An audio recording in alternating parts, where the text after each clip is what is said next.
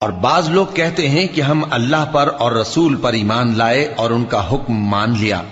پھر اس کے بعد ان میں سے ایک فریق پھر جاتا ہے، اور یہ لوگ صاحب ایمان ہی نہیں ہیں، اور جب ان کو اللہ اور اس کے رسول کی طرف بلایا جاتا ہے تاکہ پیغمبر ان کا قضیہ چکا دیں تو ان میں سے ایک فریق منہ پھیر لیتا ہے،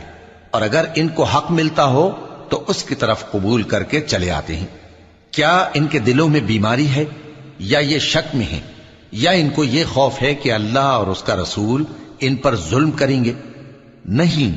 بلکہ یہ خود ہی ظالم ہیں۔ مومنوں کی تو یہ بات ہے کہ جب اللہ اور اس کے رسول کی طرف بلائے جائیں تاکہ وہ ان میں فیصلہ کریں تو کہیں کہ ہم نے حکم سن لیا اور مان لیا،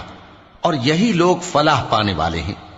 اور جو شخص اللہ اور اس کے رسول کی فرما برداری کرے گا اور اس سے ڈرے گا اور اس کا تقوی اختیار کرے گا تو ایسے ہی لوگ مراد کو پہنچنے والے ہیں۔